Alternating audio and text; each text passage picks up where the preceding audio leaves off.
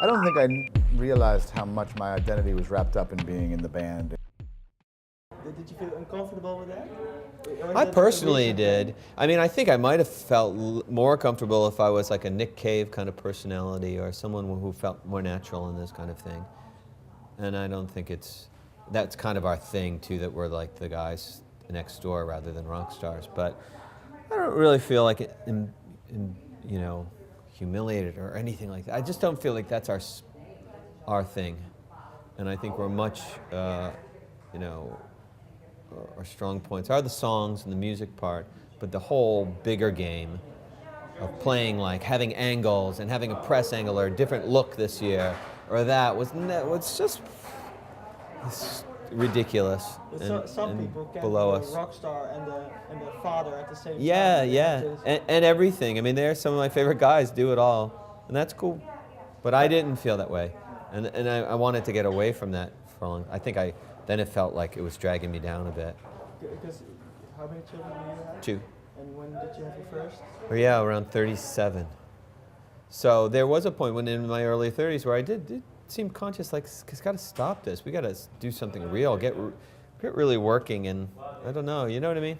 It seemed a little, that's the age I imagine most people start feeling like, why am I in a van all day? Like, what are we doing? Like, even though it was paying well and, you know, all this kind of thing. But then rock does get kind of strange, you know, and we were doing the same thing since we've been 20, basically. Yeah. So that's a long time. Bill, you said that when you took that break, that you had, your first child was born in '99, I believe. Mm-hmm. That you have been a stay-at-home dad for a couple of years then. Yeah, those 2 years, yeah. That transition from being in a van and Mm-hmm. being together all the time to being at home, Mm-hmm. nursing your child, Mhm. I imagine that can be, well, perhaps a relief, but also kind of a shock. Yeah, that's actually captures it really well. I don't think I realized how much my identity was wrapped up in being in the band and being a musician. You know, because you think of it, we were a very well balanced band, I think, beforehand. But it's all relative. If you're in a band, it's a very strange existence. And I think we toured through our 20s into our 30s, and then you wake up. Really, it felt like almost like a wake up. Like you look around and your friends are now onto their second career and their second child, maybe and you start to look at where everybody else is and they're settling down, and you don't. I didn't think, okay, it's getting too late or anything like that. It was a very natural time in Buffalo Tom's cycle to take a break. It was a lot of things conspired to just go, okay, this is a good time to take a break.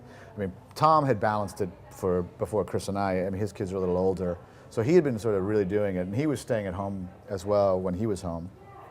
So it's very difficult, you know. It puts a lot of pressure on the people that stay at home while we're off on the road. It's kind of an indulgence for us, you know. Even though we were making a little bit of money, it's not like we were making millions of dollars that it was like, okay, we can hire nannies and fly everybody around on jets. It's like, it's pressure, you know. So getting back home and just taking time off, I enjoyed it. Like you said, it was a relief, and just being home and concentrating on that. But it wasn't like John Lennon, you know, with Sean.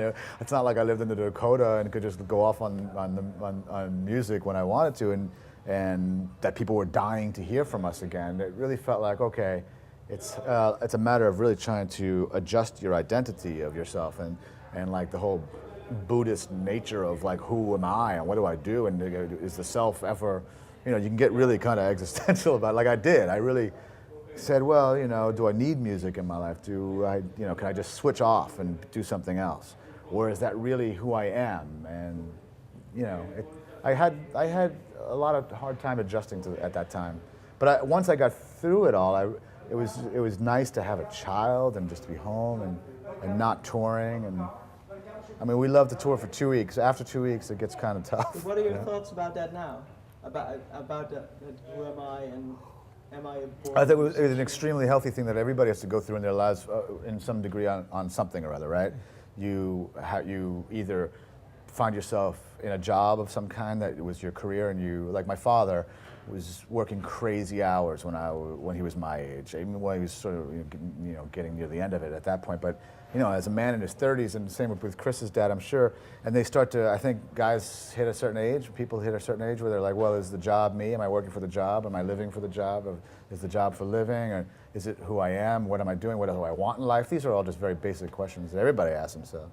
So it was great to just, I think, for all of us to just say, okay, well, let's put the business of Buffalo Tom on hold and do life. And then now we got back into it, and it's sort of a little cottage industry. It just sort of exists to keep us afloat and be a band and break even or whatever, and just make the art. It's an outlet more than a way to make a living or anything.